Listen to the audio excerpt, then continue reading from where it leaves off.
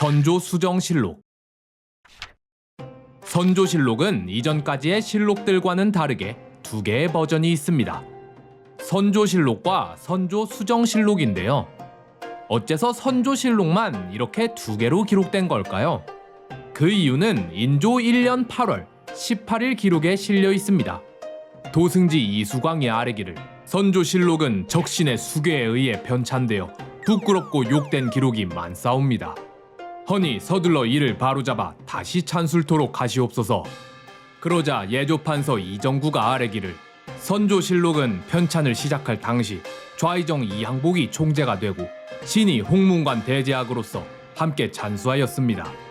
그런데 개축년에 옥사가 벌어지며 저희는 모두 쫓겨나고 권신 이이첨이 정권을 잡게 되자 이첨은 선조실록의 초고를 모두 없애버려 누구도 볼 수 없게 하였습니다.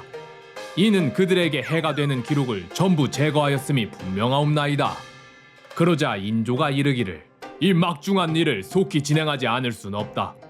허나 이 일은 선조 때의 일이라서 가볍게 의논할 수가 없으니 대신에게 의논하여 처치하라. 이게 무슨 내용이냐면 선조가 죽고 광해군이 왕위에 오르자 당시 정권을 잡고 있던 서인 세력이 선조실록을 편찬하였습니다. 그런데 얼마 후 개축옥사라는 사건이 터지며 서인은 쫓겨나고 대북 세력이 정권을 잡게 되자 이들은 실록을 고쳐서 자기들에게 불리한 기록을 없애고 대북의 시각으로 실록을 작성했다는 건데요. 그런데 인조 반정으로 인해 광해군이 쫓겨나면서 대북이 몰락하고 인조와 함께 다시 정권을 잡게 된 서인이 보기에 당연히 이게 마음에 안 들었겠죠. 따라서 서인 측 인사들은 대북의 입맛대로 쓰여진 선조실록을 고쳐서 서인의 시각으로 새로 편찬을 했는데 그게 바로 선조수정실록인 겁니다. 물론 선조실록은 애초에 이것 말고도 문제가 많았습니다. 선조의 집권이 40년이나 되었기 때문에 총 221권이나 되는 방대한 분량임에도 임진왜란 이전인 선조 1년에서 25년까지의 기록은 총 25권밖에 되질 않습니다. 이후 16년의 기록이 196권인 것에 비하면 부실하기 짝이 없는데요. 실록이 이렇게 부실해진 이유는 임진왜란 때 기록이 모두 소실돼 참고할 수 있는 초고가 별로 남아있지 않았기 때문입니다. 이에 대해서도 선조실록과 수정실록의 기록이 다른데 선조실록에서는 일본군이 불태워 없애버렸다고 나와있지만 수정실록에는 선조가 요동으로 도망칠 때 사관들이 왕을 버리고 도망치면서 사초들을 전부 불태워버렸다고 나와있습니다. 둘 중 뭐가 진실일지는 모르겠지만 실록을 공부하는 입장으로서 너무도 아쉬울 따름입니다. 어쨌든 당시 사관들은 남아있는 기록이라도 어떻게든 긁어모으기 위해 사대부들의 일기와 지방에 보관돼 있던 조보들까지 싹 다 뒤져서 기록을 했습니다. 하지만 그래봤자 부실하긴 짝이 없었죠. 한 달치 기록이 아예 없는 경우도 수두룩하고 몇 달 동안 기록이 단 한 줄도 적혀있지 않은 적도 있을 지경이니 말이에요. 어쨌든 이렇게 문제가 많은 선조실록을 보완하기 위해 인조 때 신하들은 새로 수정실록을 작성하기로 합니다. 그런데 아무리 내용이 부실하다고 한들 이들은 유학자입니다. 유학자로서 이미 쓰여진 실록을 없애버릴 순 없는 일. 따라서 이들은 선조실록은 그대로 두되 수정실록에는 자신들이 조사한 바 잘못된 기록들을 고쳐서 기록하고 누락된 기록들은 새로 기입하고 여기에 사관의 주관적인 생각을 구체적으로 기록해서 여러 시각으로 내용을 풍부하게 볼 수 있도록 합니다. 물론 이렇게 사관의 주관이 심하게 개입되다 보니 왜곡도 많이 일어납니다. 동인과 북인 출신 인물들은 처참하게 깎아내리는 반면 반대로 서인 측 인물들은 너무 심하게 우상화하기도 하는데요. 한 인물을 바라보는 양측의 차이로는 대표적으로 정철에 대한 기록이 있습니다. 선조실록에서는 정철에 대해 이렇게 평가합니다.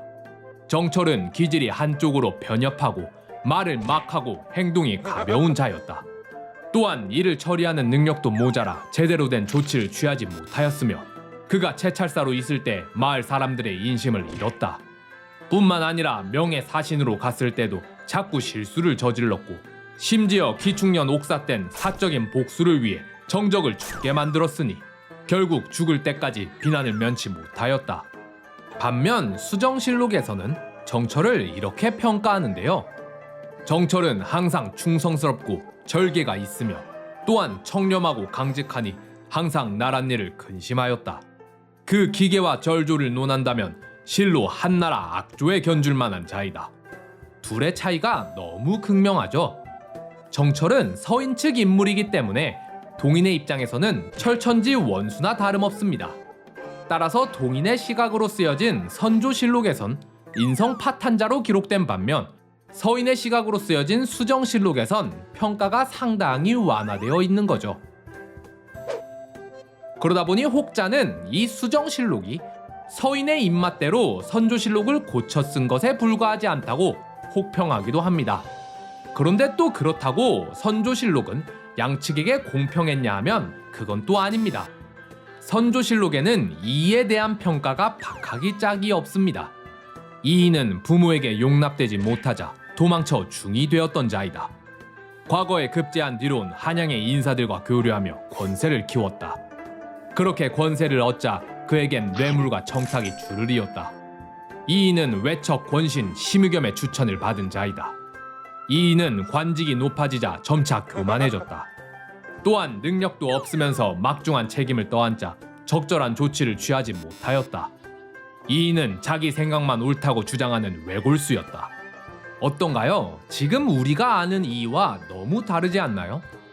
물론 이의를 종주로 삼는 서인이 그를 너무 우상화한 것도 있지만 선조실록에 나온 그의 행적과 이의에 대한 다른 기록들을 복합적으로 살펴봤을 때 우리는 이의라는 인물을 제대로 평가할 수 있게 된 겁니다. 만약 선조실록만이 존재했다면 우리가 이의를 오해할 수도 있지 않았을까요? 또한 아무리 서인이라 할지라도 그들은 유학자였습니다. 따라서 나름 공정하게 기록을 하려 한 흔적도 보이는데요. 임진왜란에 대해 기록할 땐 동인 측 인사였던 류성룡의 징비록을 따르려 했으며 동인과 서인이 갈라지게 된 원인인 김효원과 심의겸의 분쟁에 대해 기록할 때도 서인이란 이유로 무조건 심의겸 편을 들진 않았습니다. 게다가 앞서 보았듯 정철에 대해 좋은 기록을 실기도 했지만 그의 평소 언행이 워낙 별로였던지라 이러한 기록도 제대로 실어놨는데요. 정철은 마음이 좁고 생각이 변협하여 고집불통인 자였다. 이를 처리하는 지혜가 부족해 산골 수령이나 했으면 딱 적당했는데 능력에 맞지 않게 정승에 올랐으니 이는 잘못된 인사였다. 또한 항상 술독에 빠져 사느라 번번이 실수를 저질렀고 기충년 옥사 땐 개인의 복수심으로 정적을 많이 체포했다. 이렇듯 선조실록과 수정실록은 각기 다른 세력에 의해 쓰여졌기에 한쪽으로 편향될 수밖에 없습니다. 하지만 원래 유학자란 실록을 작성할 때 과장은 해도 거짓말은 하지 않는 자들입니다. 예를 들어 단종실록을 보면 김종서와 황보인이 권세를 부렸다고는 하는데 구체적인 증거들이 딱히 기록되지 않았습니다. 단종실록을 작성한 세조의 신하들 입장에선 뭐라도 있는 대로 들춰내고 싶었을 텐데 말이죠. 그런데 이들은 유학자라서 거짓말을 기록하진 않았습니다. 그러다 보니 구체적인 증거들이 기록되지 않은 건데요. 따라서 우리는 세조가 왕위를 찬탈하기 위해 이들을 모함했을 거라는 추론을 할 수 있죠. 또한 명종실록을 보면 문정왕후를 악녀로 기록하고 있지만 실제론 을사사화가 끝난 뒤 문정왕후가 개인의 욕심을 채우기 위해 정권을 휘두른 기록이 딱히 없습니다. 따라서 우리는 문정왕후의 정치가 그리 나쁘지 않았을 거라는 추론을 할 수 있죠. 그렇기에 후대의 실록을 보는 우리 입장에선 두 기록이 모두 존재한다는 사실에 오히려 더 감사해야 하지 않을까요? 두 실록을 비교하며 조금 더 진실에 가까워질 수 있게 됐으니까요.